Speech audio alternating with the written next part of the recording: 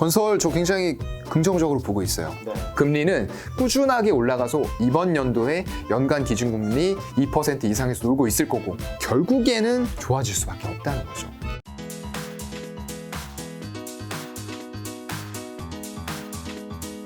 자, 그럼 이제 바이오 섹터. 네. 삼성 바이오로직스랑 셀트리온은 좀 어떻게 될까요? 맞습니다. 뭐 더불어서 같이 힘든 섹터죠.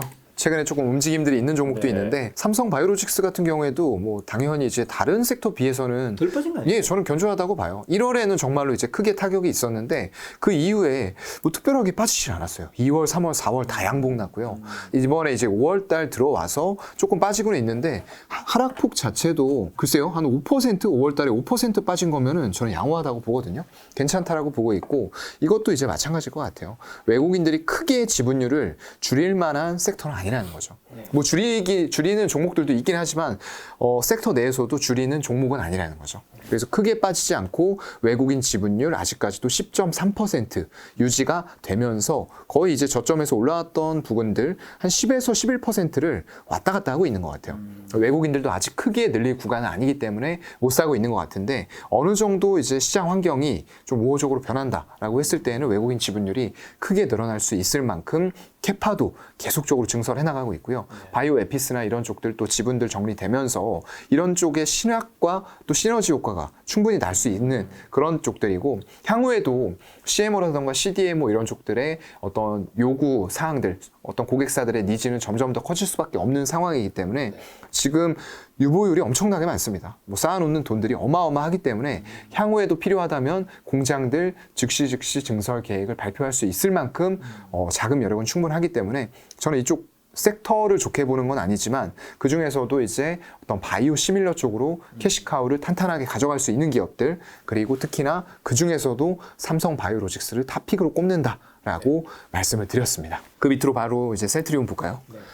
네, 셀트리온은 제가 항상 뭐 나올 때마다 안 좋게 말씀드려서 주주분들은 좀 실망스러우실 수도 있을 텐데 안 좋게 볼 수밖에 없어요. 네, 주가 흐름이 확연하게 다르죠. 그리고 외국인들이 지분율을 줄여나가는 것 자체에도 지금 양봉이 똑같이 나고는 있는데 외국인이 지분율을 팍팍 줄이고 있다는 거죠.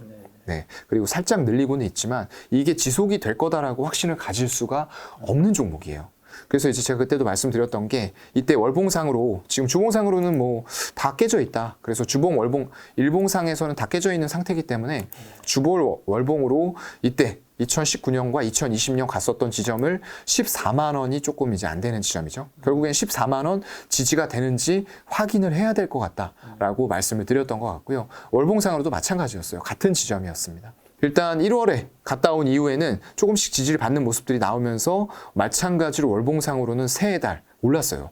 2월, 3월, 4월 올랐는데 5월달 마찬가지로 이제 또 빠지면서 굉장히 시장 환경 자체가 악화돼 가고 있는 이런 모습들이 나오고 있거든요. 그렇다고 하면은 이 지점 14만 원대 지점을 또 테스트할 가능성이 높아진다라고 저는 좀 보고 있고요. 일단 외국인들이 최근 들어서는 그래도 수급 상황은 나쁘지 않았어요. 큰 폭으로 사면서 막 이때가 특히 이제 피크였죠. 4월 26, 27, 28에 8%, 2%, 3% 연속적으로 오르면서 이런 구간에서도 이제 정말 뭐 신용이 되는 종목이기 때문에 레버리지 사용해서 손절 딱 잡고 들어갈 만큼 수급은 굉장히 환상적이었습니다. 개인들 물량 쫘르륵 빠졌고 굉장히 좋은 흐름이었는데 이게 며칠 못 갔다는 얘기죠. 네, 연속적으로 사는 모습들 안 나오면서 연기금 또 들어왔던 물량들 연속적으로 팔고 있었고요. 외국인들도 뭐 전체 물량을 샀던 만큼 엄청나게 파는 건 아니지만 어쨌건 매수가 멈추고 매도 쪽으로 전환이 됐다라는 부분들이 하나가 될 것 같고요. 지금 가집게 동향 보면 오늘도 일단 많은 양으로 늘리고 있지는 않아요. 근데 외국인들이 오늘도 팔고 기관 쪽에서 연기금과 투신도 소량의 매도가 같이 나오고 있고 시장 환경까지도 일단 2600 테스트를 하는 구간이기 때문에 지금 당장 셀트리온을 어떤 신규 매수나 이런 관점으로 보는 것보다는 일단은 14만 원 지지 부분 확인하시고 들어가시면 좋을 것 같고요. 마찬가지로 보유하고 계신 분들 굉장히 뭐 힘드실 거라는 거 압니다. 하지만 지금 당장 매수는 좀 여력이 있는 분들이라고 하더라도 지금 당장은 아닌 것 같고요. 마찬가지로 14만 원대 지지받고 외국인과 기관들의 매수가 같이 들어오면서 의미 있게 반등하는지 이런 것들 체크하시면 좋을 것 같습니다. 지금 셀트리온 보니까 드는 생각이 셀트리온 삼형제의 시대도 있었잖아요. 있었죠. 그리고 네이버 카카오의 시대도 있었고 맞아. 그다음에 뭐 삼성 SDI, LG화학의 시대도 있었고 우리가 지금 어쨌든 이 증시가 지금 뭐 2,600 깨져서 안 좋긴 하지만 뭐 네. 경기 침체해서 뭐 떨어진다 하더라도 어쨌든 다시 결국에는 우상향은 했으니까 그럼요. 코스피든 뭐 네. 나스닥을 기준으로 했을 때는 맞습니다. 그 시대에 갔을 때 어떤 종목에서 갈까요? 어떤 섹터에서? 글쎄요. 일단은 다음번 시대는 지금 다음번 시대 항상 맞습니다. 이게 항상 좋은 종목은 없어요. 사이클이라는 게 계속 있기 뭔가 때문에. 또 딴 종목 네. 나오고 또 딴 종목 맞아요. 나오고. 이게 죽고 또 딴 게 나오고 이거 죽고 딴 거 나오고 영원할 것 같지만 꺾인다는 거죠. 이거 셀트리온 여기에서 시작을 했을 때 이제 2019년 8월이었어요. 이때부터 해가지고 한 번 더 기회 주고 2020년 코로나 때 계속 정말로 이제 이때는 또 이제 그 이슈가 있었죠. 코로나의 백신 생산 이슈 이런 것들이 있으면서 정말로 저점으로 보면은 13만 원에서 이 종목이 38만 원대. 다른 종목들 대비하면은 막 큰 폭의 상승률을 보여준 건 아니지만 어쨌건 간에 한 3배 정도 올라갔단 말이죠. 그런데 이런 지점에서 이렇게 꺾일지 누가 알았겠습니까, 솔직히. 근데 이렇게 꺾이는 파동들이 나온단 말이죠. 그러면서 꺾였는데 이게 다음 타자가 이제 누가 될 것이냐라는 부분보다는 저는 이렇게 꺾여서 정말 월봉상에 바닥이 와 있어요. 저는 솔직히 말씀드리면은 이렇게 14만 원대 정도에서 지지받는 모습들이 나온다라고 하면은 매크로 상황, 해외 어떤 글로벌 상황들이 조금만 호전된다 하면은 여기에서 물량을 밀어넣고 싶은 마음도 있어요. 그래서 여기 정도까지 기다릴 겁니다. 한 3배 정도 아니면은 조금 더 낮게 본다. 이때는 왜냐하면 코로나에 버프 효과가 좀 있었어요, 솔직히. 그거 빼고 나면은 그렇다고 하더라도 한 28만 원 정도까지는 여기에서 사서 2배 정도죠, 그래도. 2배 정도는 기다려볼 의향이 있는 자리예요. 다만 뭐를 제외하면 매크로적인 상황이 좀 우호적으로 돌아선다라는 전제합니다. 만약 그게 돌아서지 않으면은 외국인들 지금도 이제 공매도 표적이 되고 있는 대표적인 종목이잖아요. 여기에서도 더 빼면서 공매도를 더 할 수도 있다라는 얘기예요. 그래서 만약 그런 지점이 온다라고 했을 때는 정말 제가 좋아하는 자리예요, 솔직히. 월봉상으로 쌍바닥을 준다거나 120 월선까지 내려간다. 이런 자리 저 정말 좋아합니다. 그런 종목들 사놓으면 잠깐은 물리는 것 같아도 대부분 제가 이제 종목을 꾸준하게 하루에 보는 거는 거의 한 300개 이상을 차트를 돌려보고요. 거의 주 단위로 봤을 때는 전 종목 다 돌리거든요. 그러면은 이런 지점들이 왔을 때 정말 안 좋은 매크로적인 상황들, 어떤 글로벌 금융 위기 이런 것들이 왔을 때 이런 지점까지 종목들이 내려온단 말이죠. 그 이후에 올라간 상황들 보면은 분명히 올라갑니다. 이게 정말로 안 좋아서 바닥 뚫고 정말 더 내려갈 것 같지만 그렇지가 않다는 거죠. 그래서 확률적으로 봤을 때는 올라갈 가능성이 있는 자리이기 때문에 관심은 두고 보시는 게 좋을 것 같고요. 아까 말씀드렸던 네이버, 카카오 같은 경우에도 올랐던 만큼 많이 빠진 거는 아직은 아니에요, 솔직히. 근데 이제 네이버 같은 경우에는 월선으로도 위협을 받고 있는 지금 더 이상의 이제 자리가 없어요. 그렇다고 했을 때는 아까 말씀드렸던 대로 이 자리 전저점으로 봤을 때 월선의 전저점을 봐야 되거든요. 27만 원대 이 지점이 지켜진다라고 했을 때는 마찬가지로 또 물량을 저는 밀어넣고 싶은 마음도 있어요. 뭐가 전제하에? 아까 말씀드렸던 전제, 그리고 외국인들이 다시 한번 이 기업의 전망을 좋게 보고 실적이 호전이 되고 신사업들의 사업 속도가 붙으면서 글로벌 공략을 더 빠르게 할 수 있을 것 같다라는 전제가 붙었을 때에는 27만 원에서 물량 밀어넣고 여기까지도 저는 기다려볼 의향이 있습니다. 44만 원, 45만 원이 되겠죠. 그런 상황으로 봐서 다음이 어떤 타자가 되느냐라고 보는 것보다는 지금은 좋은 종목이고 모멘텀을 갖췄고 대형 종목인데 많이 빠져 있어서 정말로 월봉상으로 쌍바닥을 만든다던가 아니면은 지지선 이런 120 월선까지 내려와 있는 종목들 그런 것들에 대해서 내가 매수할 수 있는 시점을 고민해 보는 것도 굉장히 향후에 조금 더 시간을 두고 본다라고 했을 때는 큰 수익을 가져다 줄 수도 있을 것 같습니다. 사장님께서 지금 네. 매일 300 종목, 그다음에 네. 주 단위 전체 종목 본다고 하셔서 네. 여쭤보고 싶은 게 맞아요. 두 가지 질문인데 최근에 이런 장에서도 오른 종목이 있을 거란 말이죠. 있죠. 최근에 네. 오른 종목들은 네. 좀 어떤 것들이 있는지랑 네. 두 번째는 지금 이런 상황에서도 어쨌든 차장님 주식은 지금은 뭐 섣불리 매수하기는 안 좋다고 하셨지만 네. 그래도 불구하고 또 어떤 거는 사고 싶어 하시는 것들도 있을 수 있을 것 같은데 그렇죠. 그런 것도 어떤 게 있는지 일단 최근에는 어떤 게 좀 오르고 있어요? 네, 뭐 최근에는 일단은 뭐 다들 아시겠지만 아무래도 이제 윤당선인이 또 업무 개시한 지 얼마 안 지났잖아요. 그런 부분에 대한 좀 기대감들이 반영이 되면서 아무래도 이제 좀 테마성 을 약간은 띄고 있는 그런 종목들. 정책적인 면에서 물론 뒷받침이 되면서 실제로 숫자가 나올 수도 있어요. 그 가능성을 배제하는 건 아니지만 어찌 되었건 간에 얘기했었던 공약들 그리고 실질적으로 세부 정책에 들어갔다라고 하면서 더 탄력을 받을 수 있는 이런 종목들이 될 텐데 대표적으로는 이제 어떤 원자력 쪽이 분명히 빼놓고 얘기할 수가 없을 것 같아요. 이게 지금 이제 한신기계의 차트거든요. 네. 이런 장에서. 네, 이런 것들 보시면은 부럽다. 이거 참 이 121선 이거 일봉이에요. 121선 지지받는 지점들이 딱딱 나오거든요. 네. 여기에서 이제 잠깐 뭐 타원형으로 제가 그림을 좀 그려드리면 그냥 볼게요. 예, 여기 정도 지점이 한번 나왔고요. 여기에서도 121선 지지가 또 나왔고요. 여기에서도 크게 빠지지 않았습니다. 근데 여기에서는 조금 하회를 하는 모습들이 나왔다가 일단은 이제 거래량이 터지면서 갭으로 한번 돌파 신호가 나오죠. 근데 이제 4,400원, 4,500원 매물대가 워낙에 계속 올라가려다 부딪혔던 지점이다 보니까 제대로 돌파 못하고 며칠 횡보를 했어요. 거래량이 감소하면서. 그랬다가 이제 다시 한번 제대로 돌파를 하는 장대 양봉 상한가 갔죠, 이날. 3월 11일 날 거래량이 전 거래량을 돌파하는 거래량 나오면서 이제 시작이 된 거죠. 그러면서 정책 기대감들이 계속 붙기 시작을 하면서 이런 식으로 올라왔습니다. 네, 그래서 이제 좀 테마적인 성격을 띠고 여기에서 싼 고점 한 15,000원 부근까지 갔다가 지금은 이제 5일선도 이탈하고 10일선도 이탈하고 21선도 이탈하면서 약간 좀 하락폭을 맞고 있는 전형적인 테마적인 성격을 좀 보여주고 있는 종목이다라고 말씀드릴 수 있을 것 같고요. 근데 이 원자력 테마 자체가 테마성을 띠고는 있지만 종목별로 테마성을 띠어요. 물론 같이 올라간 부분들이 있는데 실질적으로 원전이 이제 건설이 될 거냐. 원전 한 기 건설하는데 엄청나게 많은 비용이 들어갑니다. 60조 이상 들어가요. 그렇게 됐을 때 이 신한울 3, 4, 5기를 지금 윤 정부에서 얘기하는 대로 조속히 신규 건설을 재개를 할 거냐 아니면은 이 그리드 페리티라는 부분이 있거든요. 단가예요. 생산 단가. 그래서 원자력의 1kW당 생산 단가 그리고 지금 우리가 추구해 나가는 방향인 신재생 에너지 풍력이 있고 또 태양광 쪽이 있겠죠. 이런 에너지들을 동일하게 1kW를 생산하는 데 들어가는 단가 이게 맞춰질 때까지 조금 기다리겠느냐. 지금은 솔직히 신재생 에너지를 생산하는 데 있어서 약간 그 원자력 쪽보다는 한 3배 정도는 더 들어가요. 그렇기 때문에 지금은 아직까지 단가가 맞지 않는 부분이 있기 때문에 서로 저울질을 해봐야 될 것 같아요. 이거를 정말 어마어마한 비용을 들여서 원자력을 건설을 해서 그리고 맞춰 나갈 것이냐. 아니면은 이 생산 단가가 맞춰지는 시점까지 조금 비싸긴 하지만 한 번에 목돈이라고 그러죠. 뭐 60조 원이면 목돈의 개념은 뛰어넘었지만 그런 어마어마한 비용을 들여서 건설을 할 것이냐. 이거 사이에서 아마 정부 당국의 관계자들도 고민을 많이 하고 있을 거예요.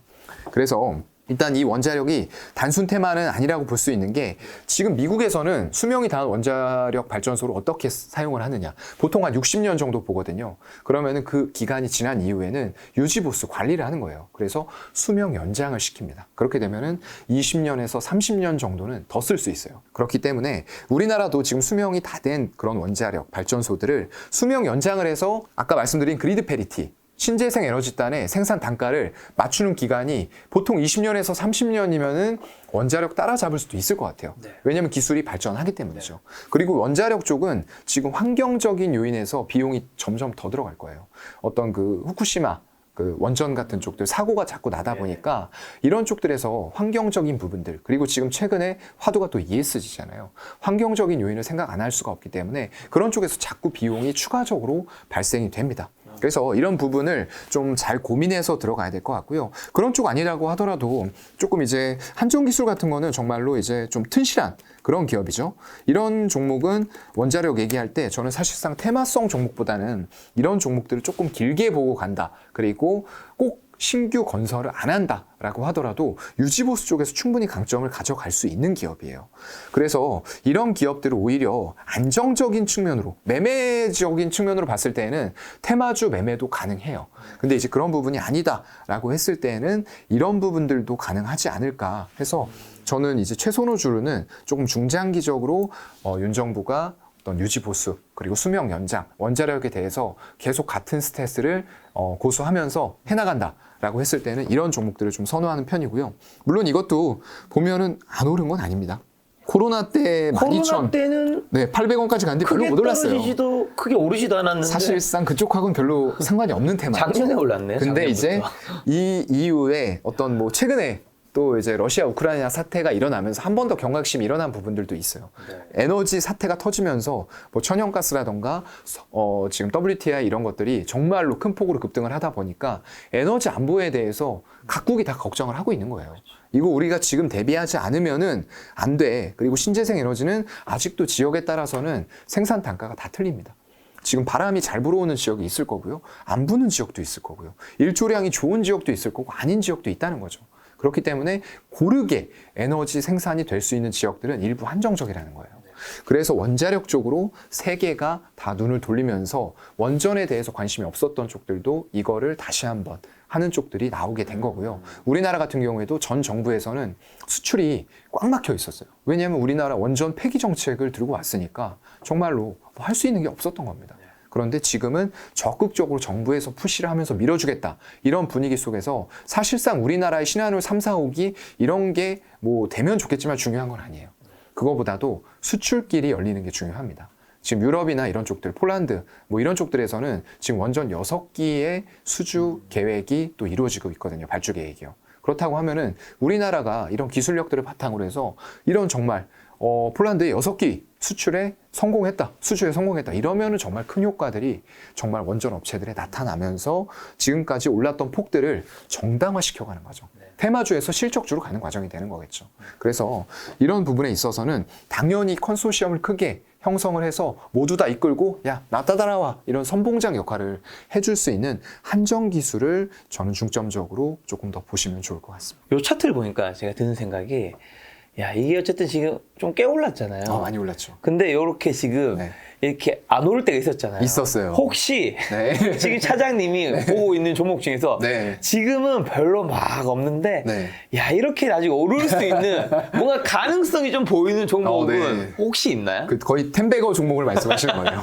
텐베거까지 아니라도 스무베거 막 이런 거. 그래프가 좀 이렇게 이제 예, 올라갈 예. 수 있는 갈 가능성이 있는 종목들. 네, 혹시 아까 있을까요? 말씀드렸던 그런 쪽들이 될 가능성이 있을 것 같아요. 네. 아까 셀트리온 말씀드렸잖아요. 네네. 이렇게 바닥을 이렇게 잡고 있는 바닥을 종목들. 잡고 있으니까. 네네. 월봉상으로 지금 같은 시장이 솔직히 떨어지고는 있지만 코스피 차트 보면은 안 올라온 것도 아니란 말이죠. 예. 이렇게 2020년도에 1,400까지 갔었어요. 그런데 3,300 갔다가 지금은 2,500이지만 아직도 이때 비하면은 1,100포인트가 올라 있는 시장이에요. 그런데 지금 개별 종목 단으로 가보면은 이거는 셀트리온 같은 경우에는 지금 이때 가격에 거의 가 있다라는 거예요. 근데 그때보다 실적은 당연히 더 좋습니다. 잠깐 그때도 제가 말씀을 드렸어요. 삼성바이오로직스랑 이런 쪽들이 얼마나 많은 실적을 내고 있는지에 대해서 제가 재무제표를 열어놓고 말씀드렸던 거 아마 이제 보신 분들은 기억하실 건데요. 셀트리온 열어보면은 연결 기준으로 연간 보게 되면 2019년도에 영업이익 3,780억 냈어요. 근데 작년에 얼마 냈죠? 7,500억 냈어요. 2배 된 거예요. 2배를 냈는데 주가는 그때 수준으로 돌아가 있는 거예요. 이거 참 웃기죠? 네, 이런 부분 때문에 제가 삼성바이오로직스를 최서조주로 잡고는 있지만 어떤 주가의 향후의 탄력 가능성 이런 거에 대해서는 지금 이제 마침 또 질문을 주셔서 말씀을 드리는데 셀트리온 같은 종목들 꼭 텐베거는 아닐지라도 이렇게 정말 14만 원대에서 나와 가지고 여기에서 땅바닥이 어떤 매크로적인 환경들 확인되면서 조금 그래도 증시가 전반적으로 글로벌 증시가 바닥을 잡았다라는 느낌이 왔을 때에는 이 종목을 외국인들이 사지 않을 이유가 없다라고 생각을 하는 거죠. 그렇게 됐을 때는 여기 정말 사서 시간 좀 걸린다라고 하더라도 이런 정도 고점 부근 아니면은 조금 더 이제 약하게 보자라고 했을 때에도 이 정도 2배 정도 수준까지는 볼 수 있는 종목이 아닐까라고 생각을 해볼 수가 있는 거죠. 그럼 이제 윤석열 대통령의 이제 네. 시대가 이제 열렸잖아요. 네. 제 취임식 영상도 봤는데, 네. 야 그러면 이제 어쨌든 지금 우리나라에서 가장 많은 국민들의 이제 고충스러운 것들 중에 하나가 이제 또 부동산이잖아요. 그렇죠. 건설 섹터는 좀 어떻게 될까요? 네. 건설 저 굉장히 긍정적으로 보고 있어요. 네. 일단은 기대감으로 어떤 건설주들이 올라갔다가 전부 다 제자리로 갔어요. 그러니까요. 네. 그래서 상당히 좀 실망하신 분들이 많을 텐데 그럴 수밖에 없는 시장 환경이다라는 거는 어느 정도 인정을 하고 가야 됩니다. 아까도 말씀드렸던 것처럼 실적이나 모멘텀을 갖추고 있는 기업이라고 해서 주가가 반드시 비례해서 갈 수 있는 시장이 아니에요. 그래서 일단은 시장 환경에 따라서 같이 조정을 받았던 부분들이고요. 다만 저는 이제 중소형 건설사들의 탄력이 약간의 테마성을 띄우면서 정책적인 부분의 뒷받침과 더불어서 더 움직일 수는 있다라고 봐요. 하지만 여러분들이 보셔야 될 거는 그런 쪽보다는 약간 대형주 단을 특히나 보셔야 된다라고 저는 생각을 하고요. 그런 면에서도 특히나 우리가 봐야 될 거는 정부가 보통 이제 어떤 정책을 푸시할 때는 1년 차에 강하게 푸시를 합니다. 그렇죠. 그렇죠? 가장 힘이 쓸 때. 맞아요. 예, 가장 힘이 셀 이게 때고 시작했기 때문에. 이제 뭔가 국민들이 원하는 바, 기대감들이 있기 때문에 그거를 이제 들어준다라고 했을 때는 향후가 조금 더 편해질 수도 있고 예, 향후에도 이제 더 인지도를 쌓아갈 수가 있기 때문에 그런 관점에서 1년 차의 푸시가 굉장히 강하거든요. 특히나 이제 밀접하게 국민들의 어떤 마음과 어떤 표심, 향후의 표심 이런 것들과 연결시켜 봤을 때에는 주택 이거 정말로 광고할 수가 없는 문제예요. 굉장히 큰 문제고 우리 가계 자산에서도 정말로 큰 비중을 차지하고 있는 분야이기 때문에 이거 정말 좀 민감하게 볼 수밖에 없다라고 보고요. 공약한 부분이 있죠. 민간 건설사 중심으로 해서 250만 호 공약 약속을 했습니다. 또 최근에 나오는 거 보면은 오세훈 쪽 이제 어떤 르네상스 그런 얘기 나오면서 재건축 관련해서 지금 또 진행들이 조금씩 차근차근 되고 있는 것 같더라고요. 그래서 이런 관점에서 봤을 때는 대형 건설사 중에서도 왜냐하면 이게 수주나 이런 부분들을 했을 때 대규모의 어떤 공급을 하겠다라고 했을 때는 당연히 더 대규모의 건설을 할 수 있는 대형 건설사들이 저는 더 좀 탄력을 받을 수 있다라고 생각을 하고요. 대형 건설사 한 개만 차트만 볼까요? 어디 보면 일단 될까요? 뭐 말씀을 드릴 건데 그 중에서도 이제 주택 쪽에 좀 특화되어 있는 업체들을 봐야 될 것 같아요. 가장 먼저는 GS건설입니다. GS. 네, GS건설이 이제 자이라는 브랜드를 또 가지고 있죠. 굉장히 주부들이 선호하는 최고의 1위 브랜드고요. 어디에 살아요? 자이에 삽니다. 네, 맞아요. 맞습니다. CF 같네요. 약간 그런 느낌들의 예. CF들이 많죠. 네, 맞아요. 이 자이라는 브랜드를 정말 적극적으로 활용하면서 굉장히 좀 브랜드 파워 자체가 강하다라고 말씀을 드릴 수가 있을 것 같고요. 지금 이때 이제 기대감으로 좀 올랐던 부분들 가치 증시의 하락과 더불어서 다시 원점으로 회귀를 하고 있어요. 조금 신규 이때 근접을 못했던 접근 못하셨던 분들께는 오히려 기회가 될 수가 있을 것 같고요. 여기는 꼭 증시 조정이 아니라도 일단은 좀 막혀야 될 자리였어요. 이게 월봉인데 이 매물대를 한 번에 47,000원 부근을 뚫는다?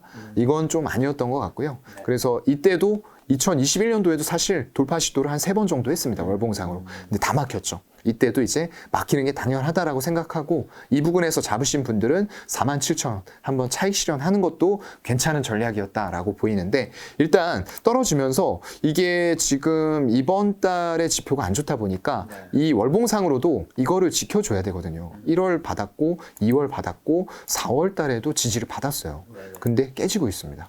20월선이 깨지고 있기 때문에 만약에 수급 상황으로 좋지 않다라고 했을 때에는 일단은 더 열어둬야 될 것 같아요. 한 35,000원 부근이 마지막 35월선 지표가 될 것 같거든요. 그래서 일단 여기까지는 조금 열어놓으시면서 이게 아무리 긍정적으로 본다고 하더라도 지금은 내 자산의 100%를 한 큐에 몰아넣는다 이런 거 좋지 않습니다. 꾸준하게 지지 테스트 확인하시고 철저하게 분할 매수로 접근하시면서 가야 되는 시장이다라고 말씀드리고요. 이게 지금 주택의 비중을 보면은 한 10% 정도의 국내 시장 점유율을 가지고 가고 있는 1, 2, 3위가 크게 차이가 없어요. 1위가 GS 그리고 2위가 현대건설 3위가 대우건설이에요. 근데 이제 1, 2위가 거의 10% 이상권 유지하고 있고요.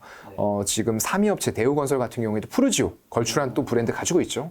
그쪽이 9% 정도 하고 있고요. 현대건설 같은 경우는 예전에는 해외 플랜트 쪽에 굉장히 특화가 돼 있었어요. 근데 그쪽의 비중이 이제 10조 원 밑으로 연간 매출 비중으로 줄어들면서 또 파워 브랜드 이제 어떤 그 내수 쪽에서 주택 쪽 이게 주택 쪽이 굉장히 마진율이 좋습니다.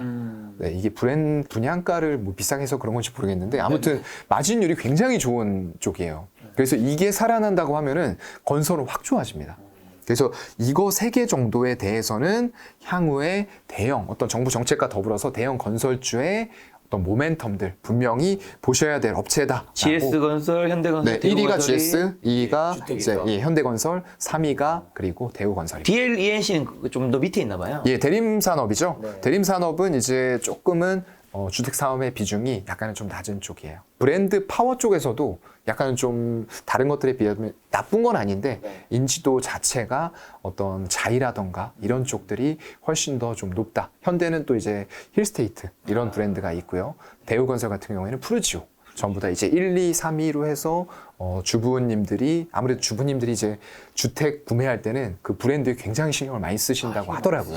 예, 그래서 그런 쪽들 위주로 보시면 좋을 것 같아요. 자, 그러면 이제 금융 섹터는요. 금리 인상 시기인데 최근에 KB 금융이든 주가든 네. 엄청 안 좋은 것 같아요. 맞아요. 예. 아니, 금리 계속 하고 있으면 좋을 것 참 같아요. 아이러니하죠, 이게. 금리가 올라가면은 금융주 좋다. 뭐 금리랑 관련된 종목들 다 좋다라고 얘기 많이 하는데 지금 월봉으로 보면 나쁘진 않아요. 예. 일봉으로 보면 여기에서 빠졌죠. 66,400원 찍고 이때 이후에도 금리 인상 막 빅스텝, 자이언트 스텝, 뭐 아까 말씀드렸던 전보 스텝 막 이런 거 계속 얘기 나왔거든요. 근데 왜 빠지느냐 이제 크게 문제가 되는 거겠죠. 그렇죠. 네. 근데 일단은 좀 많이 올라왔었던 부분들도 있기는 있고요. 그렇게 보면 굉장히 좀 맞아요. 예, 여기에서 이제 그때 나와서 제가 말씀드렸던 게 고점 찍고 기관들 차익 실현. 이게 외국인 비중 보면은 외국인들이 빠지진 않았어요. 네, 외국인 비중 보면은 크게 빠진 거 없어요. 그때도 제가 나와서 이때 빠질 때도 외국인들은 계속 지분 늘리고 있어요. 라고 말씀드렸어요.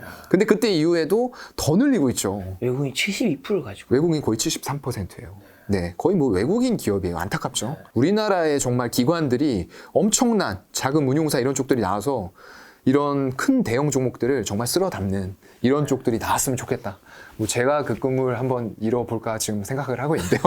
네, 여담이고요. 네, 일단은 좀 그 안타깝고 일단 주가가 이 상황, 주가는 지금 금리와 관계없이 금융주들이 흔들리고 있어요. 근데 또 그거와 관계없이 외국인들은 지분 계속 늘리고 있다는 거예요. 그래서 이 금융주에 대해서는 단기적인 흐름으로 외국인들은 접근하지 않는다는 거예요.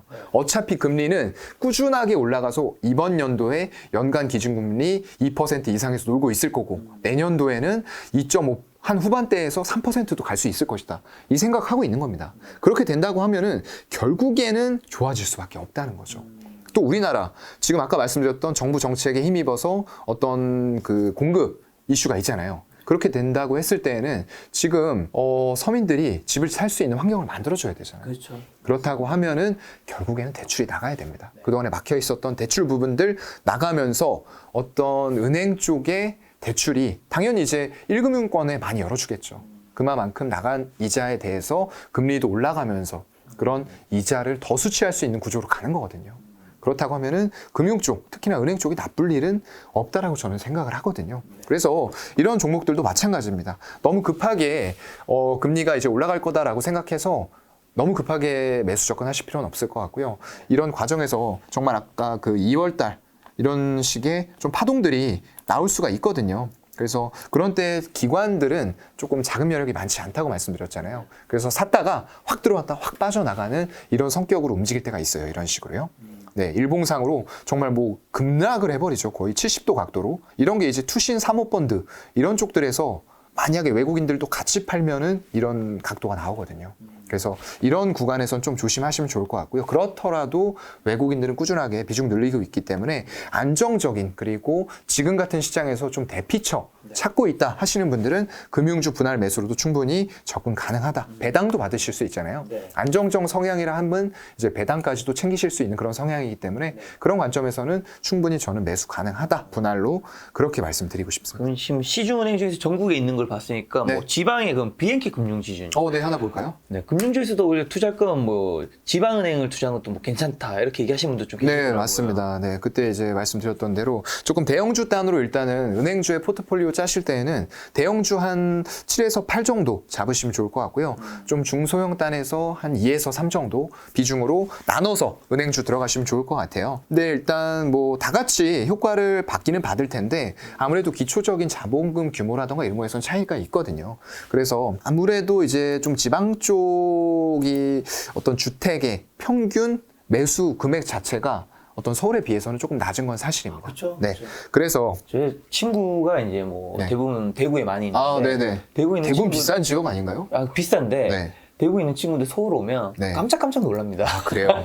술 마시러 나가다가 이제 보통 공인중개사 사무실이 되게 많으니까 맞아요. 네. 거기 잠깐 가격 보면 그렇게 되죠. 제가 서울에 왔을 때 처음 느꼈던 맞아요. 예. 그 격차. 너무 비싸요. 네. 네. 정말로 그만큼 이제 하늘 높은 줄 모르고 올라가고 있는데 이게 아무래도 자본금 규모 때문에 그리고 아까 말씀드렸던 주택 자체의 가격 이런 부분에 있어서는 조금 대형주 단이 저는 더 효과를 더 크게 받을 수 있다라고 생각을 하고요. BNK 같은 경우에도 지금 외국인 지분율은 그래도 계속 좀 꾸준하게 유지가 되고 있는데 최근에 조금 빼는 흐름이 약간 나왔던 것 같아요. 그러면서 한 42%까지 갔던 지분율이 지금은 40%를 약간 하회하고 있는 것 같고요. 매수 시점은 일봉상으로 봤을 때 좀 나오는 것 같아요. 네, 여기다가 딱 찍어보면은 작년 8월 달 한번 갔었던 지점이고요. 올해 3월 달에도 한번 갔었네요. 한 7,200원에서 300원대 지점까지 만약에 빠져준다라고 했을 때에는 수급 유입되는 것과 확인 같이 하시고 한번 BNK 금융지주에 대해서도 매수 접근해볼만 하겠다라는 관점으로 중소형주단 말씀드릴 수가 있을 것 같아요. 근데 이게 뭐 주봉 월봉상으로도 매물대가 강하게 지지받는 구간이기 때문에 한 7,300원 부근에 매수는 괜찮다라고 보여집니다. 기술적으로도요. 여기서 궁금한 게 저희 외국인 지분율이 있잖아요. 뭐 이게 항상 일치하는 건 아니겠지만 사장님 보셨을 때 외국인 지분율이 계속해서 높아지는 종목도 있고 떨어지는 종목도 있잖아요. 그럼요. 지분율이 높아지는 종목이 주가도 오를 확률이 높나요? 아니면 이거랑은 크게 관련이 없나요? 좀 어떻게 보세요? 이게 단기적으로는 조금 맞지 않을 수도 있어요. 그런데 기간을 결국에 놓고 보면은 외국인 지분율이 들어오면서 기관들도 같이 들어오고요. 그런 효과 때문에 주가는 올라간다라고 저는 보거든요. 확률이 높다. 네, 그래서 외국인들이 이제 꾸준하게 들어오는 부분들은 여러 가지 이유가 있을 거예요. 안정적인 실적과 더불어서 배당 또는 이 기업이 정말로 향후에 크게 성장할 여력을 가지고 있는데 주가는 아직 그에 미치지 못한다. 그 저평가라는 얘기죠. 그런 부분 때문에 들어오는 그런 두 가지 관점이라고 저는 생각을 하거든요. 그래서 결국에는 이런 부분들이 결국 주가에 반영이 되면서 갈 수밖에 없다라고 생각을 하고요. 특히나 대형주 단에 대해서는 특히나 그게 심한 것 같아요. 여기에서도 보시면 삼성전자의 월봉 차트인데요. 이때 이제 2018년도 들어와서 삼성전자가 조금 힘든 시기를 겪었어요. 그랬는데 2018년 말 정도부터 외국인들이 선취매가 들어오죠. 그러면서 이제 주가는 반짝 했다가 또 외국인들 계속 지분율 늘릴 때 이제 주가는 횡보를 하다가 코로나 때 보시게 되면은 주가가 일단은 좀 꺾였던 흐름들이 분명히 나옵니다. 여기에서는 이제 돌파 시도가 분명히 될 만한 지점이었어요. 6만 원까지 가면서 2020년 1월과 2월 달에 윗꼬리 테스트를 했어요. 근데 3월 달에 뭐가 터졌죠? 코로나. 그놈의 코로나가 터지면서 정말로 긴 이제 음봉이 나와버렸습니다. 그러면서 그 이후에는 물론 또 가파르게 지수가 반등하는 것과 같이 반등하면서 거의 10만 원까지 주가가 도달을 했었어요. 근데 이제 또 그 이후로는 아시다시피 굉장히 안 좋은 시절을 보내고 있는 그런 상황인데 이 외국인 지분율을 보시게 되면은 2018년 말 정도부터 외국인들이 뭔가 이제 포착을 하면서 들어오기 시작을 하는 거죠. 들어가면서 지분을 늘리고 정말 그동안에 계속 음봉을 내다가 장대 양봉이 나와버려요. 이게 월봉 기준으로 봤을 때 한 달에 삼성전자가 20% 가까이 올랐어요. 외국인들이 지분율을 이제 선침하면서 올렸던 이런 효과들이 나타났다라고 볼 수가 있을 것 같고요. 그 뒤로는 특별한 변동이 없었어요. 그리고 코로나 때 잠깐 외국인들이 또 충격을 받으면서 단기적인 생각을 하는 쪽들에서 지분을 줄였을 거예요. 지분율 줄이니까 이제 음봉이 길게 나오면서 윗꼬리들이 3개가 나오면서 주가가 굉장히 큰 폭으로 6만 3천 원에서 4만 2천 원까지 거의 2만 원 정도를 빼버립니다. 그 이후에는 외국인 특별하게 지분율 변동 없었는데 계속 올라가는 과정에서 빼고 있어요. 코로나가 지나고 나서 이제 또 금리 인상이라던가 긴축에 대한 얘기들이 나오기 시작을 한 거죠. 그렇다고 하니까 외국인들의 입장에서는 이 종목이 좋은 건 알고 있지만 일단은 환손실이라던가 여러 가지 이런 부분들 때문에 비중을 많이 가지고 있는 종목을 줄여야 되겠다라고 계속 생각을 하고 있는 것 같고요. 잠깐의 반등이 있을 때 이렇게 양봉이 나와요. 외국인 지분율과 비슷하게 움직이죠. 그래서 제가 말씀드리고 싶은 거는 대형주 그리고 외국인이 비중이 많이 들어와 있을수록 주가에 연동이 될 가능성이 크고요. 그래서 외국인들이 지분율을 가지고 휘두르는 만큼 주가는 휘둘릴 수 있다. 이런 관점으로 보시면 좋을 것 같습니다.